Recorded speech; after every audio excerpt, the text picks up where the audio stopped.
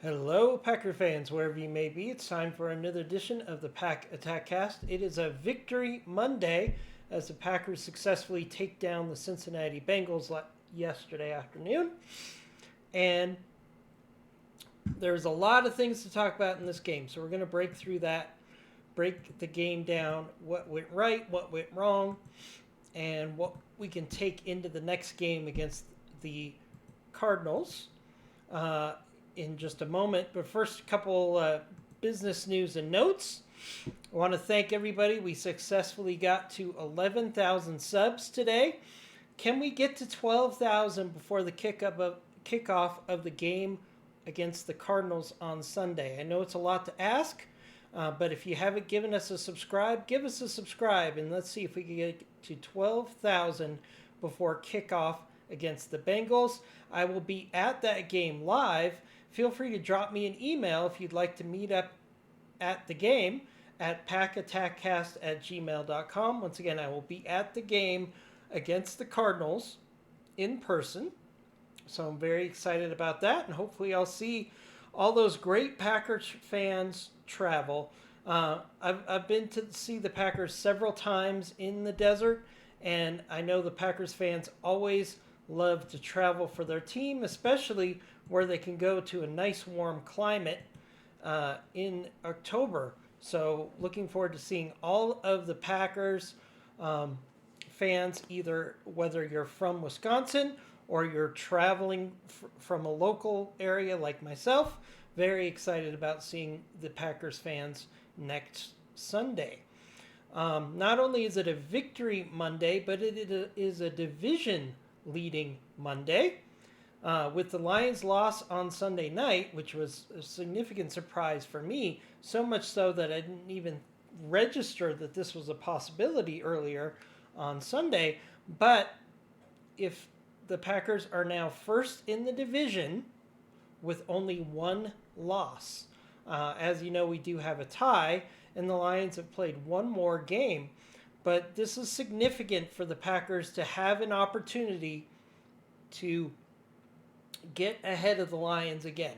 The Packers dropped the ball against the Browns, and I would argue that the Lions dropped the ball against the Chiefs. Now, granted, the Lions have a lot of injuries right now, but I do think that that game against the Chiefs was a must-win for the Lions because at the time, the Chiefs were only a 2-3 team. So the Lions should have beaten them even on the road. But that did not happen. Again, the Lions have a lot of injuries right now. And in fact, I think they might have a suspension coming up for Branch after what happened after the game. I think either the Lions have to suspend Branch for a game, or the league has to suspend Branch for at least a game. I think if the Lions did it, it would be a one-game suspension, and they can get ahead of the NFL and avoid a longer suspension. But I think if the NFL has to do it, it might be a two-game suspension without pay for Branch. So we'll see what happens later on in the week on that. I expect by Wednesday the NFL will step in and give Branch some sort of a suspension for what happened after the game for the Lions.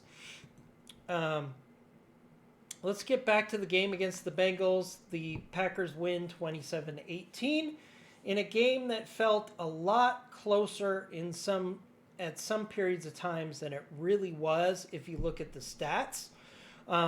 So hats off to the Bengals. I think Joe Flacco's addition to the team did just enough to let the star wide receivers for the Bengals make some big plays and keep this game close. And that was really the key to the game, is the fact that Joe Flacco distributed the ball to his elite receivers, and they basically made a lot of plays for him. So hats off to the Bengals for an aggressive game plan that really fit what they did well, which is getting their wide receivers the ball and letting them make big plays. So let's talk about what went right in this game, because I think a lot of Packers fans are frustrated They're saying, oh, we should have killed the Bengals. This game shouldn't have been close. Um, Look at what the Lions and other teams have done to the Bengals recently. But the truth of the matter is, Joe Flacco's presence really unlocked a little bit of what Joe Burrow does really well, which is get the ball out fast to his receivers and let them make plays. And I think that's what the Bengals tapped into. And I think you're going to find that the Bengals are going to use this as a blueprint until Joe Burrow comes back. And I think you're going to see them do similar things to other teams for the next couple weeks, because I think the Bengals that the Packers played are not the same as what the Vikings played and what the Lions played. That might just be me being myopic, but I do believe the Bengals were a better team yesterday than they were so far the rest of the season. So we'll have to see if that bodes to be true. So what went well for the Packers? The passing game was exceptional for the Packers. There was one play where Jordan Love threw a ball into the field where he should have thrown it out to the sideline, and it ended up getting deflected for an interception. That is not what they would call in the NFL an interception-worthy play. That was just a fluke play where the ball got tipped up into the air. Now, should he have thrown that out of bounds? 100%. But at the end of the day, except for that play, Jordan Love was efficient. He ran the offense well, and he made lots of big passes when the Packers needed them in this game. I think Jordan Love probably would have gotten 2 touchdowns in this game, which was my prediction, if it wasn't for the fact that Josh Jacobs at the end of the game was just dominating himself into the end zone multiple times in a row. And that pass from Jordan Love to Tucker Kraft was just a beautiful pass by Jordan Love and a great play by Tucker Kraft to get to the end zone, because I didn't think he had a chance to make it. That was all Tucker Kraft being a playmaker. And the Packers need to take a note of this and get the ball more to Tucker Kraft. Like I said, he needs at least, I would say, 5 or 6 dedicated play calls a game just to Tucker Kraft, getting him isolated one-on-one where he can win the matchup. So I've been preaching this probably since week 2, but I hope the Packers take this seriously and try to get Tucker Kraft the ball more. In the running game, Josh Jacobs had his most successful game for sure, both as a receiver and as a runner. He had 93 yards on the ground, his best output of the year, and he had 4.2 yards a carry, which is significantly better than the 3.2 yards he's had in previous weeks. Shout out to the run blocking, which was exceptional in this game, especially Jordan Morgan, who was instrumental in getting Josh Jacobs free multiple times in the second level. So great play by Josh Jacobs and Jordan Morgan to really make the running game hop.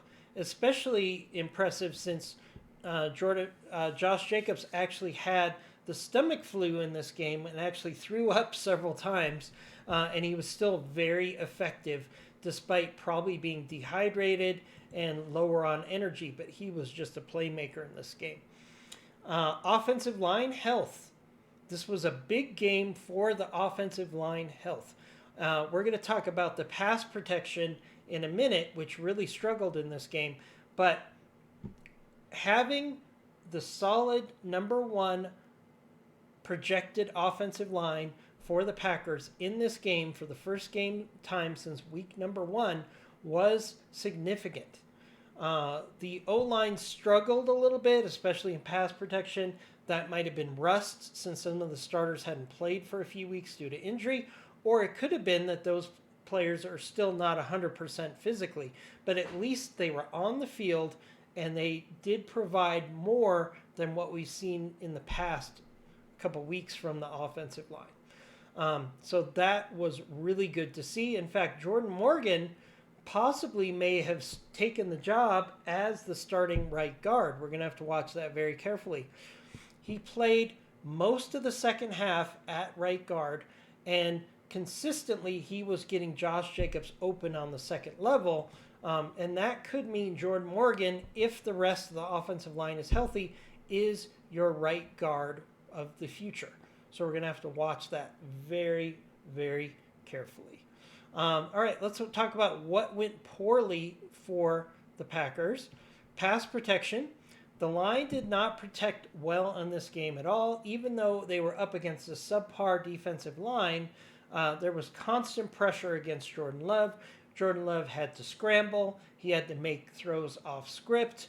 And he did an excellent job, but there was constant pressure against Jordan Love. The Packers need to clean that up over the next week before they play the Cardinals. The Cardinals do have some better players on their defensive line than the Bengals, and the Packers have got to improve if they want to win on the road against the Cardinals. Pass defense. Again, a lot of this was Joe Flacco getting the ball out to his receivers, two of the best, most physically gifted receivers in the league, and letting them make plays.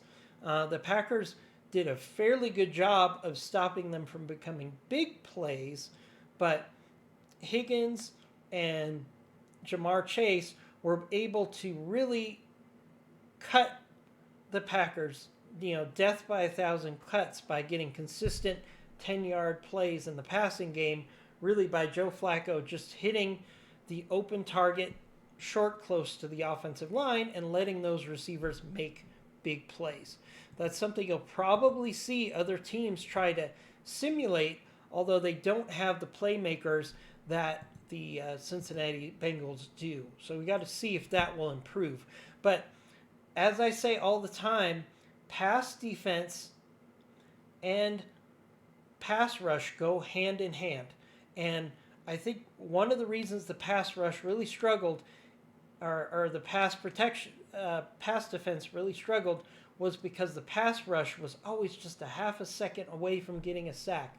Throughout this game, it was just a half a second more, and it would have been a sack, but it ended up being a quick throw to Jamar Chase or Higgins. So we're going to have to see if the Packers can find ways to improve the pass rush here, because it wasn't as effective as it should have been against the Bengals. And in fact, there were a couple situations where they would send 6 or even 7 pass rushers, still not to get to Joe Flacco, which really opened up the intermediate passing game for the Bengals to Jamar Chase. So that's something the Packers have really got to look at for the next game. Play calling. Overall, play calling was good in this game. I think Matt LaFleur did a good job of play calling, but there were a few calls that made no sense to me, like the Bo Melton jet sweep on 1st and 10 when the ball was being run very well up the middle. Why did we have to do a jet sweep to a defensive back that was called in for that play? It just didn't make a lot of sense to me. I think what you're going to have is, if Bo Melton continues to take on this surprise role, defenses are going to figure out if Bo Melton is in the game, it's probably going to Bo Melton. So even though that play was not successful, it'll probably be less successful in the future. Now, I get throwing wrinkles at other teams just to try to get it on tape so teams have to think about it, but that game was relatively close then. The Packers ended up going 3 and out and punting there. Would the situation have been different if Josh Jacobs had run for 3 or 4 yards on 1st down? That probably was a drive that would have continued if it wasn't for this Bo Melton jet sweep, which I really didn't understand.